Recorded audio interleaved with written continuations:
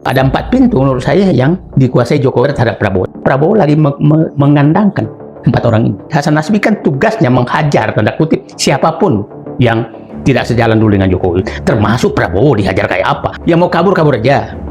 Yang kalau perlu kabur ke Yaman aja. Saya akan tertibkan pengamat. Ini gaya Hasan Nasbi.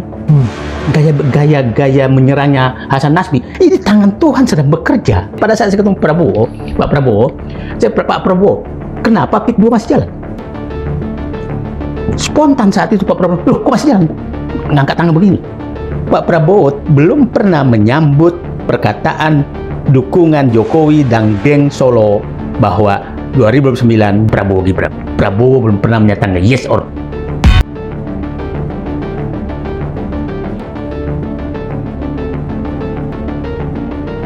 Sobat Madilog, Presiden Prabowo Subianto baru saja melakukan reshuffle kabinet yang kelima. Dan kita sudah tahu siapa yang dilantik, siapa yang digeser, siapa yang masuk, siapa yang keluar.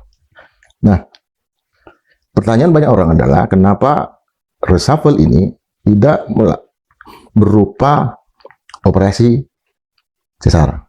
Kenapa? Karena penyakitnya sudah stadium 4. Kenapa justru hanya menjadi obat generik paracetamol yang banyak kita temukan di apotek-apotek? Tentu ada pihak yang setuju dan bahagia. Antara saya juga bahagia karena jumhur masuk ya. Tapi juga disertai dengan sikap yang kritis. Ekonomi kita mulai krisis, kemudian rupiah terus mengalami pelemahan. Nah, bagaimana juga pertarungan kelompok oligarki di dalam tubuh kabinet? Apakah makin kuat atau lemah? Bagaimana juga dengan apa yang sering disebut sebagai geng Solo? Pengaruhnya seperti apa? Apakah geng ini tetap kuat? Atau jangan-jangan mulai mampu untuk menguasai yang lain, yang lebih murni? Tentu untuk membahas ini, kita membutuhkan kebebasan dan kemerdekaan berpikir. Kita hadirkan kembali abang kita, Bang Said itu. Siap. Bang, apakah reshuffle yang terjadi kemarin itu sudah merupakan bagian dari apa yang abang bayangkan akan dilakukan oleh Presiden Prabowo? Saya menyatakan ini bukan reshuffle. Prabowo ingin mengetahui ini publik terhadap kebijakan yang mau diambil. Baru ini menentukan arah reshuffle nanti akan seperti apa. Sehingga kalau kita lihat, ada 2 kubu yang dipertemukan. Saya katakan, kubu Jokowi 24 karat, dan kubu anti Jokowi tulen. Nah, kubu yang anti Jokowi tulen itu digambarkan oleh Jumhur Hidayat. Jumhur Hidayat kita harus tahu, Jumhur Hidayat ini adalah tokoh kami, Koalisi Aksi Menyelamatkan Indonesia, yang sangat anti kebijakan Jokowi. Karena yang kedua, dia komandan Anies Baswedan. Dan dia dipenjarakan hanya 1 tahun hanya karena Twitternya tentang Omnibus Law. Nah, Omnibus Law. Jadi Prabowo ingin menyampaikan ke Jokowi, aku sekarang ingin bersama orang-orang lurus yang simbolnya adalah Sagan. Nah, Jumhur. Di waktu yang sama, 2 tokoh oposisi yang selama ini sangat keras terhadap Jokowi diundang ke istana. Sagan dan Nainggolan dengan Jumhur, dengan Rocky Gerung. Itu kan menunjukkan sinyal, aku bersama orang-orang lurus yang selama ini sebenarnya pendukung saya yang ada di luar. Nah, di pihak lain, ada Jokowi 24 karat. Ada 3 yang dilantik hari itu. Satu adalah Hasan Nasbi yang ditarik lagi masuk, Hasan Nasbi. Yang kedua Kodari yang ditarik lagi menjadi menggantikan Angga Prabowo, yang istilah saya anak kandung Prabowo digeser. Dan ketiga adalah Dudung menjadi KSP. Nah, ini kita lihat pertarungan publik terhadap 2 kubu ini. Jadi sekarang ada 2 kubu di dalam sinyal kabinet Prabowo ini. Nah, kita lihat sekarang apakah Prabowo akan tertarik kedua, tapi minimal beginilah. Sudah terjadi keseimbangan di Prabowo sekarang. Selama ini kan orang-orang yang dianggap anti Jokowi tidak bisa sama sekali masuk istana. Sekarang orang yang anti Jokowi ada di istana. Artinya Pak Prabowo sekarang ada di titik tengah. untuk itu karena Saganda memang simbol yang harus diambil. Jumhur ya? Jumhur Ya. simbol yang harus diambil karena dia simbol betul, simbol oposisi yang 24 karat lah terhadap kebijakan Jokowi selama ini. Nah, itu yang kita lihat.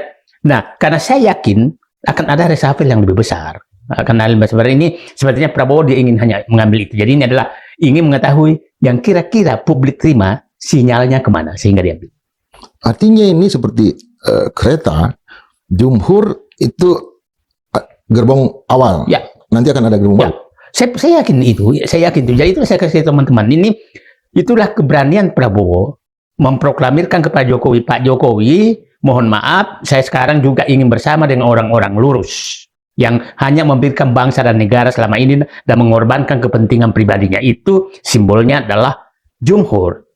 Jumhur ini dipenjara oleh waktu Pak Harto, dipenjara oleh Jokowi gitu kan, dan konsisten berjuang dengan ini. Jadi jangan orang mengecilkan Jumhur seakan-akan karena ketua Serikat Pekerja, bukan itu. Nah, itu simbol oposisi yang konsisten untuk memikirkan bangsa dan negaranya. Nah, kita lihatlah, Bung Indra, kalau publik nggak paham, bayangkan namanya waktu dia kepala Badan Tenaga Kerja Asing itu, BNPT, itu kekayaan pada saat masuk 2,2 miliar, Jumhur Hidayat.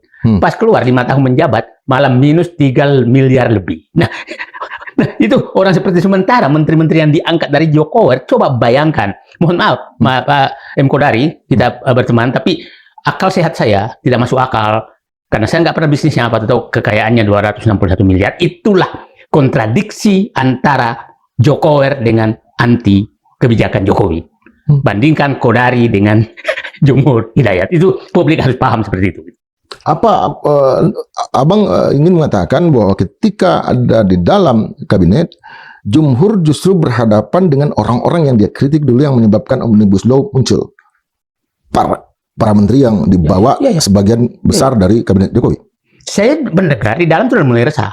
Karena dengan adanya Jumhur di dalam, dia tidak akan berani lagi bicara karena ada geng lain. Dan Jumhur Anda nggak bisa larang dia menceritakan nanti ke Rocky Gerung, ke Said Didu, Bahlil ngomong apa, Erlangga ngomong apa, ini ngomong apa, itu. Nah, saya yakin akan terjadi mulai mereka resah. Zulkifli Hasan dan matanya Jumhur ini paham. Jadi menurut saya watchdognya sekarang ada satu. Watchdognya kabinetnya ada dulu ada Safri, ya watchdognya. Sekarang ada Jumhur. Tapi itu watchdog pribadi daripada Safri itu watchdog pribadi Prabowo. Kalau ini watchdog daripada oposisi kepada penikmat kekuasaan selama ini. Keseluruhan kabinet ya. Artinya dia semacam drone yang bergerak dan mendengar. Tentu bukan hanya Jumhur sendiri, tapi juga dengan timnya. Ya, karena kemampuan ini dia mendengarkan aja Bahlil ngomong, dia tahu mau kemana nih barang. Ya kan. Jadi, jadi Pak Presiden Prabowo udah paham nih. Nah, dia udah tahu juga bahwa ini kok geng Jokowi makin geng Solo oligarki partai juga berpikir dengan adanya Saganda Jumhur mudah-mudahan Saganda nanti masuk juga lah. Ya, sering abang sebut tuh. Abang doanya makbul biasa. Nah, itu kira ini saya. Nah, cuma saya begini. Saya udah menduga kan begini. Ini yang dimasukkan menjadi lingkaran istilahnya kan diehard Jokowi. Diehard Jokowi semua yang ada di sekitar Prabowo. Satu, Hasan Nasbi. Hasan Nasbi kan tugasnya menghajar, tanda kutip, siapapun yang tidak sejalan dulu dengan Jokowi. Termasuk Prabowo dihajar kayak apa. Semua kata-kata dasarnya ke Prabowo itu masih lengkap. Nah, Kodari itu adalah menghajar dengan cara lebih halus. Dudung lain lagi, ya kan? Nah, kita harus menilai Sekap ini kan lebih lama dengan Jokowi. Jadi ada 4 pintu menurut saya yang dikuasai Jokowi terhadap Prabowo. Tapi ada 2 kemungkinan. Apakah memang dikasih peran atau Prabowo lagi mengandangkan 4 orang ini. Lu di sekitar gua, lu nggak bisa ngapa-ngapain. Karena ada di sekitar saya. Anda nggak bisa lagi ngomong macam-macam. Nah, cuma saya agak kemarin berpikir, kenapa gaya Prabowo berbicara waktu di jalan kemarin keluar kata-kata memusuhi. Padahal moto yang dibangun dia karena persatuan. Ini setelah pelantikan kabinet kan? Ya, setelah pelantikan kabinet. Nah, mudah-mudahan itu hanya emosi yang berlebih. Nah, jangan sampai ini, karena ini kata-kata yang mana nih Bang? Yang menyatakan yang mau kabur aja. Yang kalau perlu kabur ke Yaman aja. Itu kan diksi yang tidak, itu kan menunjukkan sesuatu kelompok yang dimusuhi gitu kan. Nah, selama ini kata-kata yang keluar dari Pak Prabowo itu adalah diksi yang memusuhi oligarki yang merampok negara. Ini menjadi masuk ke diksi yang memusuhi kelompok. Diksi yang ini kan seperti menyatakan apa namanya? Saya akan tertibkan pengamat. Itu kan diksi memusuhi apa namanya? Orang-orang ingin berbicara dengan baik. Jadi kemarin diksi memusuhi satu kelompok tertentu dengan menyebutkan kata Yaman. Nah, saya masih ingat ini gaya Hasan Nasbi. Gaya menyerangnya Hasan Nasbi. Saya beginilah, saya tetap berharap Prabowo gitu. Walaupun kemarin itu menurut saya bertolak belakang dengan moto yang ingin membangun Indonesia dengan persatuan. Itu yang saya agak mudah-mudahan ini pertama dan terakhir mengeluarkan kata-kata gaya Jokowi. Bukan Jokowi loh. Jokowi itu selalu saya katakan saya orang kampung, orang siapa, tapi anak buahnya tahu menafsirkan kata-kata kampung itu, maka menghajarnya seperti itu. Dan, artinya Yaman ini kan identik dengan kanan kan, kelompok kanan, Islam kanan. Ya, nah ini padahal yang selama ini mendukung 24 Karat itu kelompok itu yang mendukung Prabowo. Coba kita contohlah yang paling kanan kita anggap simbolnya Habib Rizik. Ya. Habib Rizik tidak pernah mengerti Prabowo sampai sekarang kan. Tetap menaruh harapan ke Prabowo. Tapi dengan kata-kata itu mereka loh kayak begini sekarang kok simbol Yaman itu ya simbol kanan. Artinya banyak Habib ya. Ya.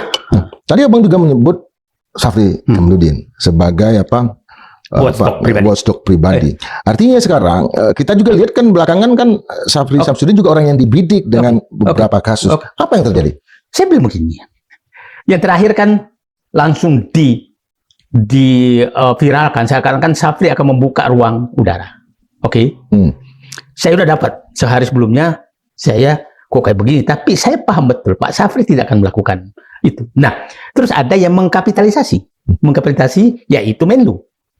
Seakan-akan tidak terjadinya masuknya di dalam perjanjian itu seakan-akan karena surat dari Menlu.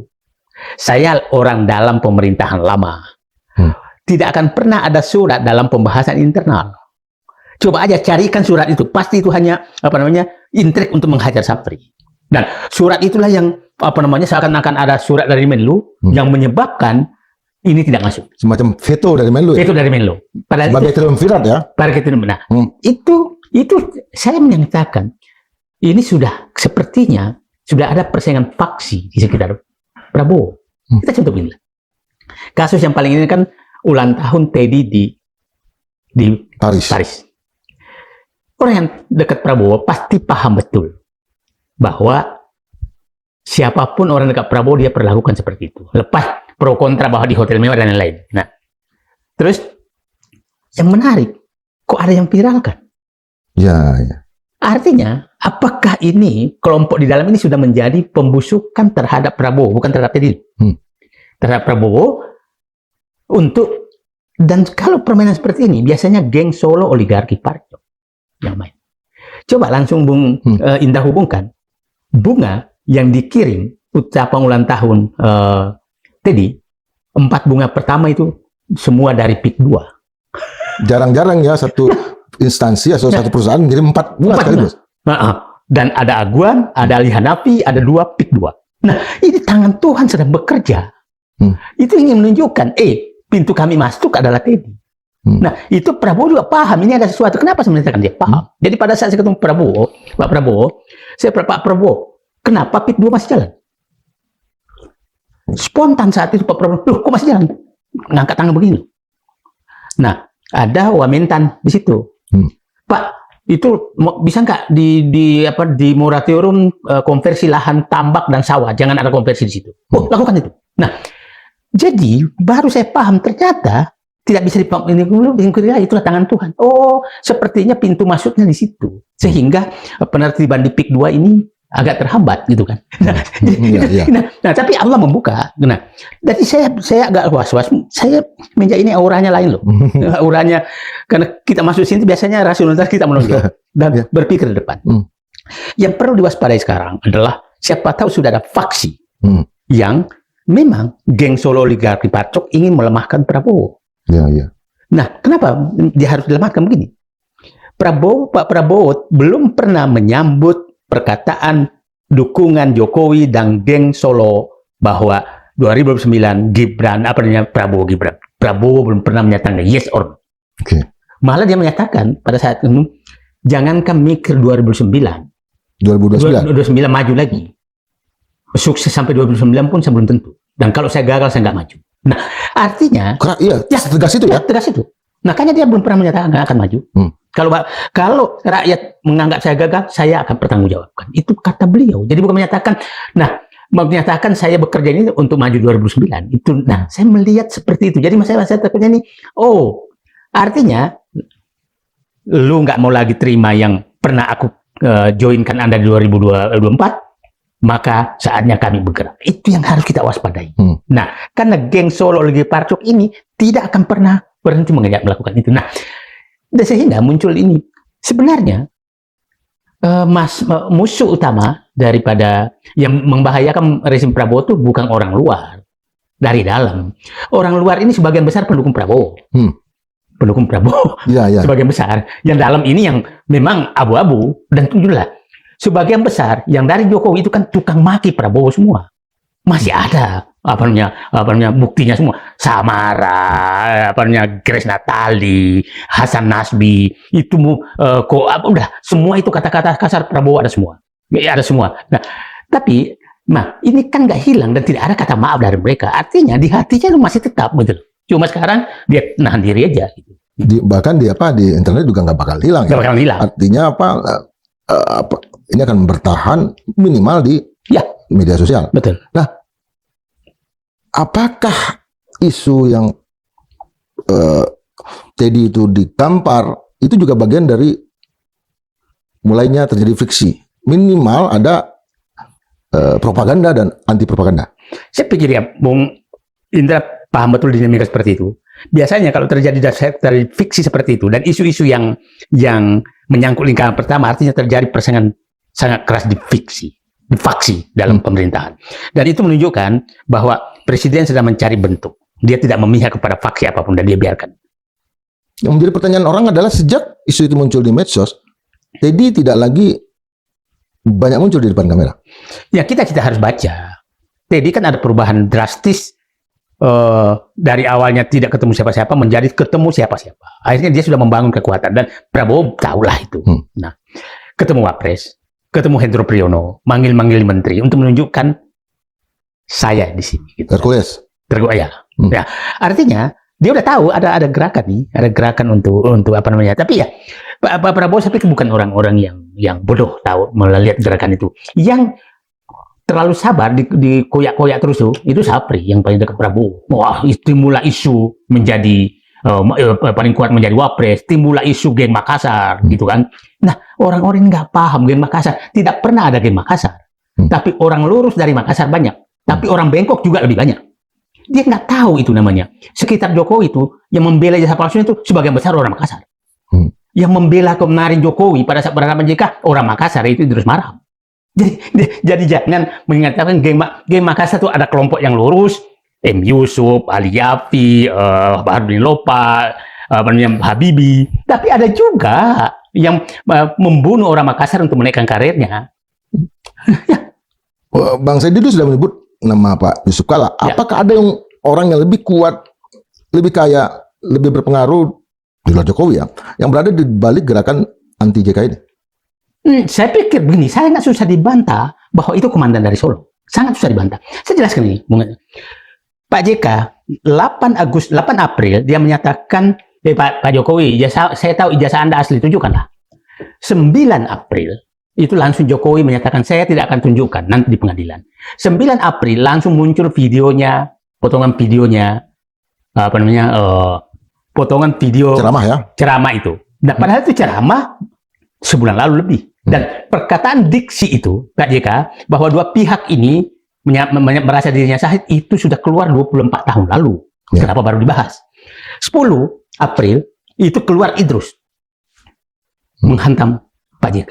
Nah, itu kita tahu bahwa kita Bung Indra, Indra pilih yang Golkar, saya Golkar. Tidak akan pernah wakil ketua umum berani melakukan isu sebesar itu terhadap mantan ketua umumnya. Sebab Pak tahu, Pak JK itu ketua umum Golkar 2004-2009. Nah, Saya sama orang Makassar. Jadi jangan percaya itu ada geng Makassar. Kalau membunuh geng Makassar, cari orang Makassar lagi membunuh. Nah, 9 Agustus juga, Seskap menyatakan, tidak menyebutkan nama, tapi menyatakan ada yang merancang chaos. Padahal kata chaos itu dari Said Didu, bukan dari JK. Nah, ya itu ya dipakai Idrus. Nah, terus saya dapat informasi. Nah, pada saat itu Idrus sangat serius, dan yang bisa memerintah Idrus hanya Bahlil. Yang bisa memerintah Bahlil adalah Jokowi. Nah, setelah itu menyebar ke semua, PSI muncul, Jokowi muncul. Jokowi itu istilah saya adalah orang-orang dalam pemerintahan yang masih Jokowi. Kemudian Termul muncul, semua muncul. Nah, jadi sangat susah dibantah bahwa di belakang ini adalah geng Solo oligarki Pacok. Karena itu butuh dana lagi untuk menggerakkan, dan itu bergerak serentak untuk menghantam JK. Bayangkan. Jadi itu bukan substansi ke JK, itu pribadi. Karena 4 hal yang diserang ke JK. 1, tentang potongan video. Kedua, tentang menyatakan ingin merancang chaos. Ini tafsiran Idrus yang terlalu berlebih.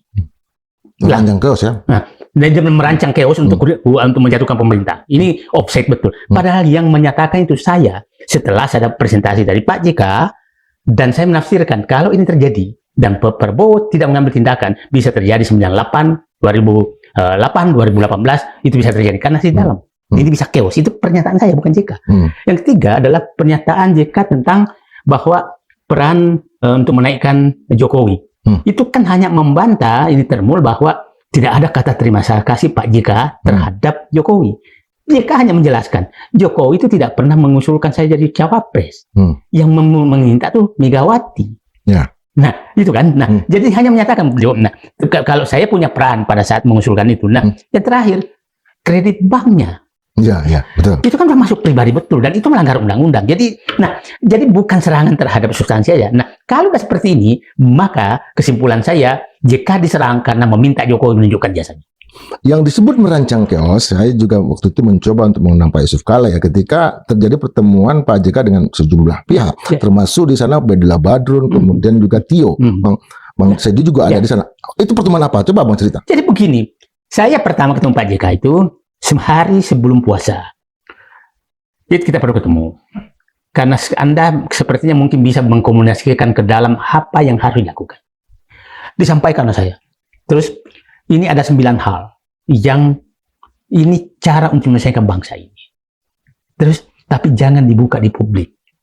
Percayakan kepada Prabowo untuk menyelesaikan. Jadi hanya boleh langsung. Saking ininya Pak JK itu. Jadi, nah terus ada yang goreng. JK bergerak.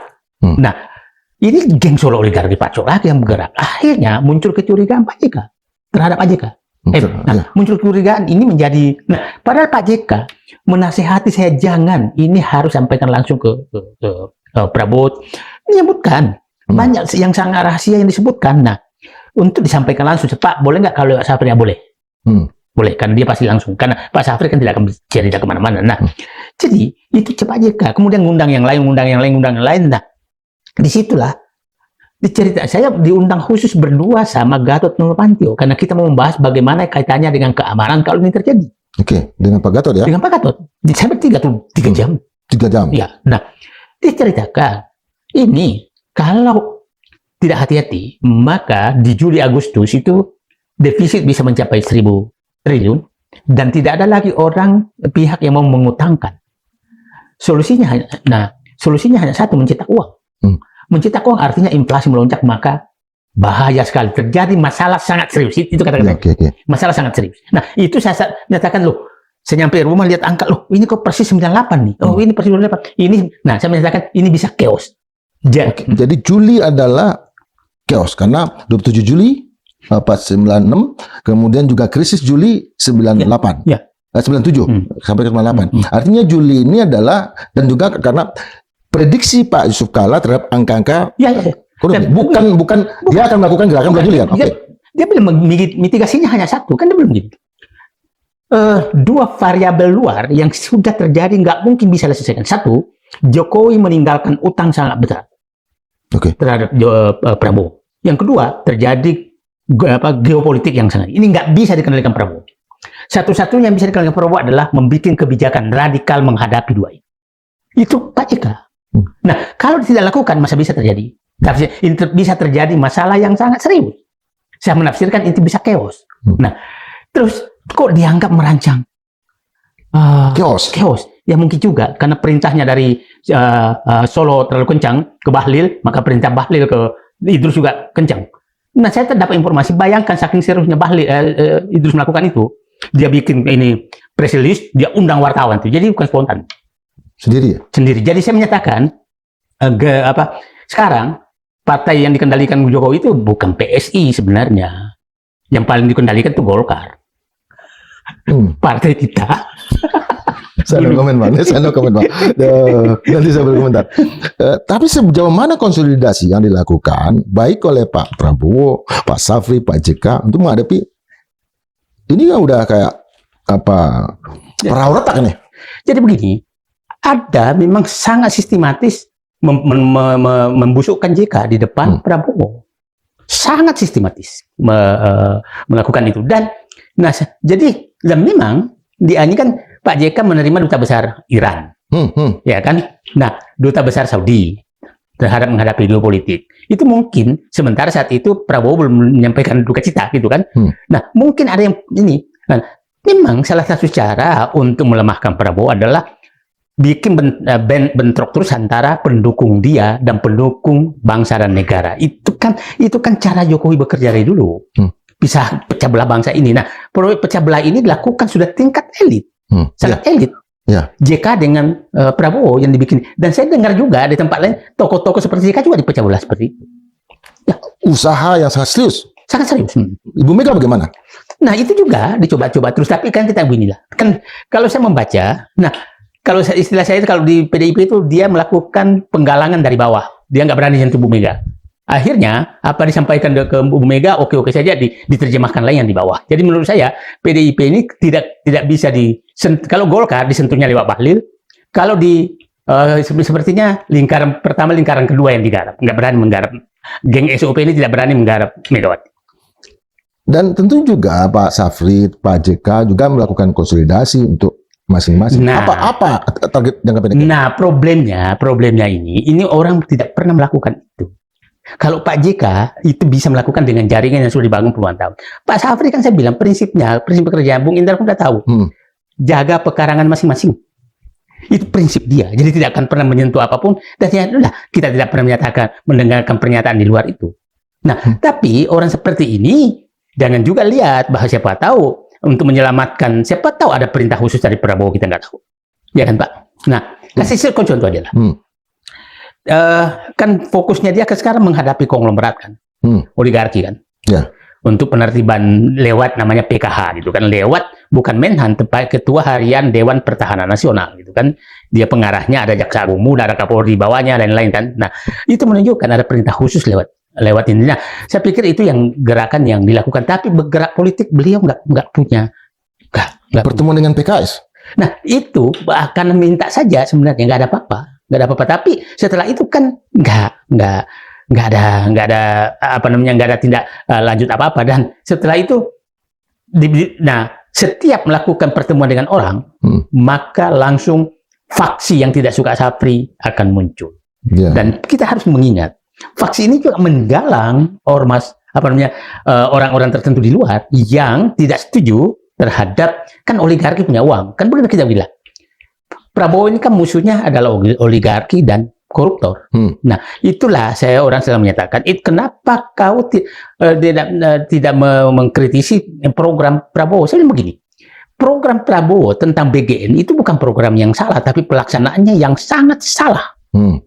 Dan ada 3 program yang menurut saya yang ini perlu diawasi karena betul-betul, ada 4. Jangan sampai ditunggangi oleh orang yang salah. 1 BGN, dan menurut saya ini sangat salah. Kedua adalah sekolah rakyat, ini juga harus was-was. Ketiga adalah koperasi desa merah putih, ini juga harus was-was. Yang keempat adalah menurut saya adalah penunggangan terhadap penertiban oligarki. Ini penting sekali. Yang kelima, yang ada 5 lah. Yang kelima menurut saya adalah program hilirisasi yang dulu digunakan oleh Jokowi sebagai bungkus untuk menyerahkan tambang ke asing. Nah, sekarang Pak Prabowo membalik bahwa semua hilirisasi harus dilakukan oleh Dirgantara. Nah, yang paling rawan adalah 3. EBG, Koperasi Daerah Merah Putih, dan Sekolah Rakyat. Ini kita harus bantu Prabowo jangan sampai diselewengkan oleh orang dan menggagalkan program itu. Nah, orang sering menyatakan, kenapa sih kau masih percaya niat Prabowo? Saya yakin Prabowo itu tidak akan korupsi lah. Ya, ya. Yakin saya. Tidak akan mengampuni koruptor. Tapi ada, ya saya selalu menyatakan, persoalan besar Prabowo itu kan karena ada 3 kepribadian dalam dirinya. Otak Rambo, hati Rinto, ingin meluk semua. Termasuk setan iblis pun mau dipeluk. Itu maksudnya setan iblis itu orang-orang yang bertentangan dengan dia ya. Itulah. Ya, manusia. Nah, dari program tadi kan kita tahu bahwa dalam 1,5 tahun ini ada juga pergantian orang-orang dari yang kubu Solo misalnya menjadi orang kepercayaan, masuk Ferry misalnya. Apakah itu yang Abang mau katakan juga bahwa untuk menjalankan 5 program ini Prabowo juga harus melakukan pergantian pimpinan? Saya melihat begini. Saya katakan reshuffle itu adalah Prabowo menunjukkan sinyal aja. Itu belum reshuffle. Sinyal mau kemana dia. Ya. Itu saya pikir. Nah, makanya dia pilih Jomhor sebagai simbol yang paling. Kalau yang lain dipilih, itu belum.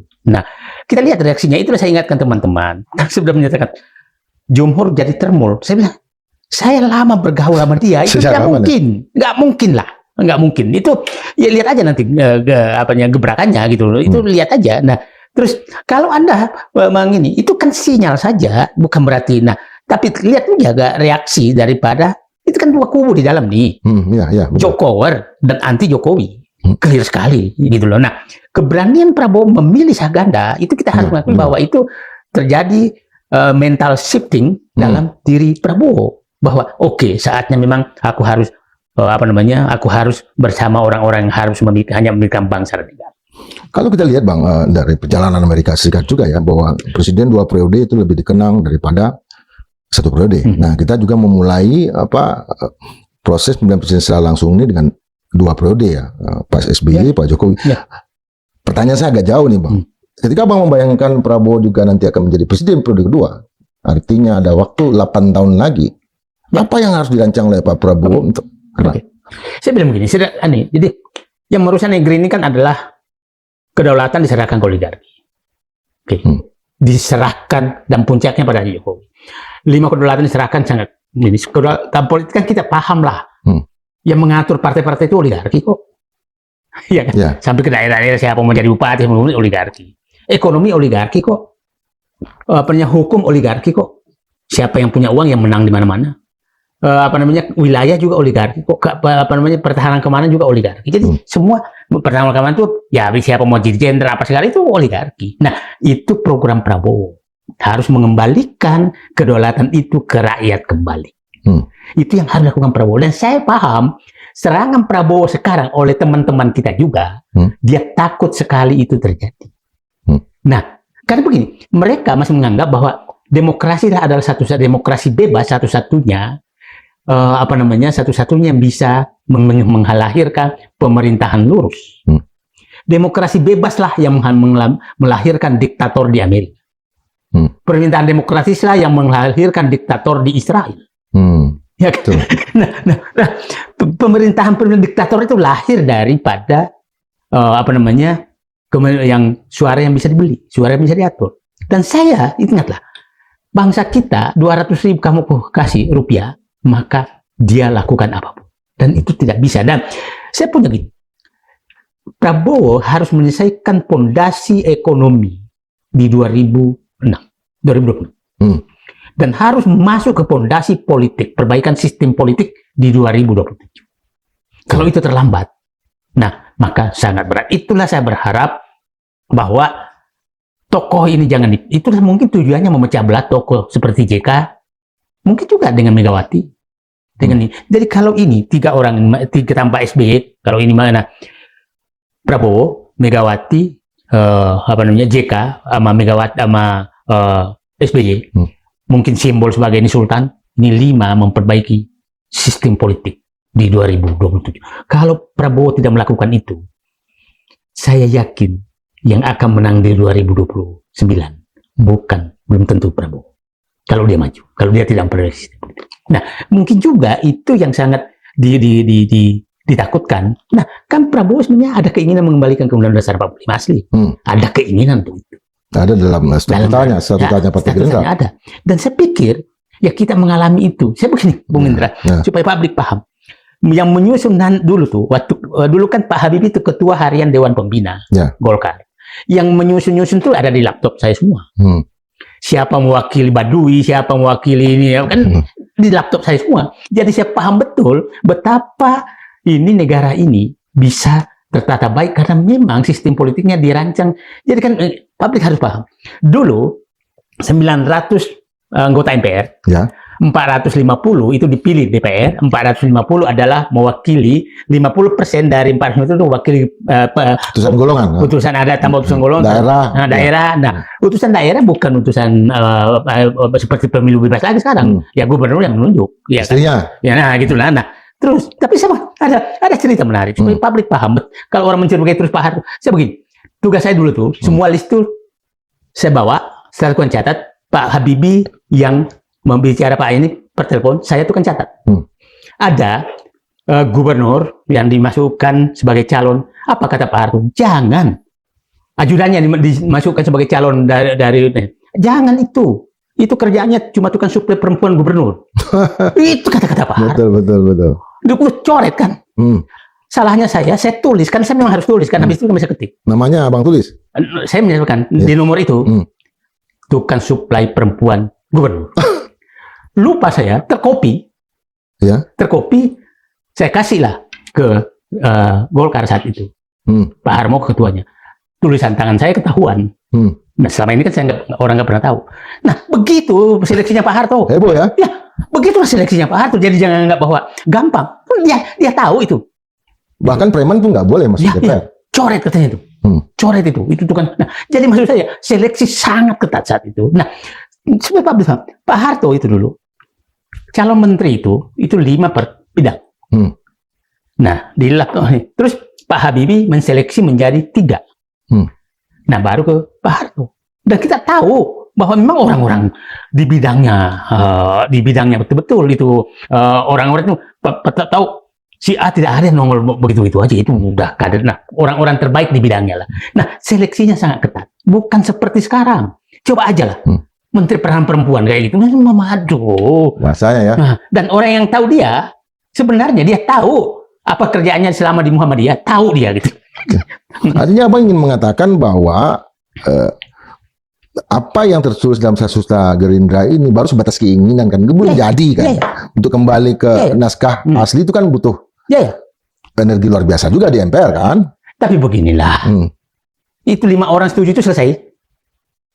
Ya begitu. Iyalah, kan begini Mas. Orang-orang seperti Indra Piliang saya jangan pernah lagi berharap orang-orang lurus yang tidak bisa diperas, tidak bisa menjadi kaki tangan oligarki dengan sistem politik yang sekarang, nggak mungkin lah Bapak bisa masuk. Nggak, mimpi aja lah, kita ngomong-ngomong di meja ini aja. Tapi kalau ini diubah dan betul-betul berdasarkan sistem kayak dulu, itu apa namanya bisa orang coba lah. Pada saat itu kan orang-orang hebat memang di DPR di mana itu orang-orang hebat, bukan. Nah, anak-anak sekarang ini dia nggak pernah mengalami Orde Baru terus menganggap itu paling jelek. Oke Bang. Terakhir nih Bang, ini 1 Mei besok ya Jumhur udah jadi menteri ya. Pertanyaan saya 21 Mei, apakah ada gerakan? Saya nggak yakin ada. Karena memang Pak Prabowo itu kelihatannya ya begini aja lah. Tapi jangan dikaitkan karena Jumhur masuk. Ya. Jangan dikaitkan. Ya, betul. Kalau tuntutannya sudah dipenuhi semua, yang buat apa gitu loh. Bukan saya membela. Jadi jangan juga. Nah, kan tadi ketuanya yang siapa? Yang ketua partai buruh siapa? Ya. Itu kan sudah menyatakan juga besok nggak turun.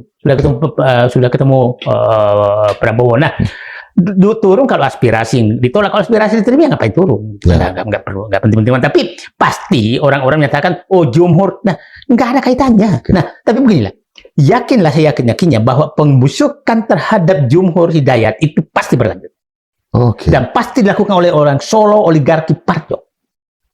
Dan teman-teman saya semua, mulai kemarin, itu menelpon saya, kenapa Jumhur kok dia ditermul?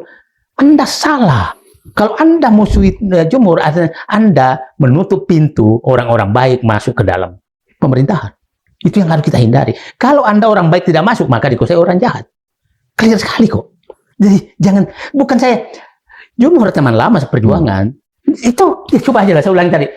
Ketemu nggak orang bekas menjabat kekayaannya 2,2 miliar pada saat masuk, 5 tahun menjabat malah minus ke 3, sekian miliar.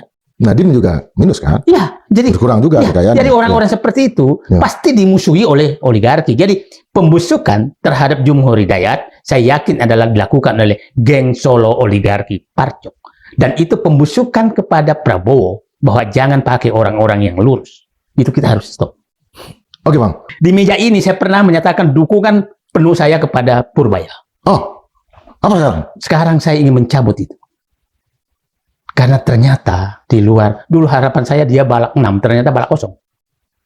Dan pada saat saya ketemu Prabowo, saya menyatakan, Pak, yang saya anggap ini adalah Purbaya, tapi terlalu banyak pidato. Nah, saya kasih contoh aja. Dan penyakitnya selalu menyalahkan pihak lain. Coba dia salahkan penempatan uang di bank. Dan coba bayangkan, Bung Indra, menempatkan uang pemerintah di bank yang tidak dibutuhkan bank dan dikasih bunga 4,5%. Bank biaya mengelola bunga itu 1,5%. Artinya bank langsung dapat beban 6%. Sementara menawarkan kredit tidak bisa. Dah, dia nggak tahu bahwa seleksi kredit itu sangat ketat karena diawasi oleh Bank Indonesia. Terus banknya disalahkan karena membeli sertifikat Bank Indonesia (SBI). Nah, kalau tidak disalurkan dan tersimpan di situ, maka rugi banknya 6%. Kalau rugi banknya 6%, maka bunga kredit terhadap rakyat harus dinaikkan untuk menutupi ini. Nah, jadi seakan-akan semua orang yang salah, padahal kebijakannya yang memaksa gitu. Jadi, contoh seperti itu. Ya. Contoh seperti itu. Saya pikir pasti ada yang lain. Coba hari ini, dia tidak kemarin menyampaikan mau konferensi pers tentang kondisi ekonomi. Sekarang diundur lagi, tidak pernah terjadi selama ini. Belum soal Malaka ya? Malaka. Nah, itu menurut saya ini memang Yang bikin marah. bikin marah. Pihak di negara lain. Akhirnya saya mulai kehilangan harapan karena kok orang seperti ini yang saya anggap awalnya bagus sekali, ternyata enggak juga gitu. Nah, itulah menurut saya memang mengambil kebijakan publik tuh harus paham banyak. Itulah kita dulu di kader di namanya Wan Hankamnas, di kader Wantanas itu kan tidak di kader itu. Nah, itu tidak terjadi lagi sekarang. Artinya, mestinya di pertanyaan pertama tadi Abang jawab bahwa Purbaya layak di reshuffle. Kalau menurut saya, kalau begini terus, kan coba bayangkan aja. Dia langsung menyatakan, pembelian motor BGN saya nggak setuju. Buktinya dia setuju ternyata. 1,2 triliun itu. Kok bisa begitu ya? Ya, artinya ini lebih politis daripada politisi. Gitu loh. Dia saya katakan itu ternyata. Terus, kalau Anda seorang Menteri Keuangan, sudah tidak bisa mengendalikan BGN, kepala BGN, dalam mengambil uang negara, terus saya berharap apa? Bendahara negara ya? Bendahara negara. Itu lebih kuasa dari presiden.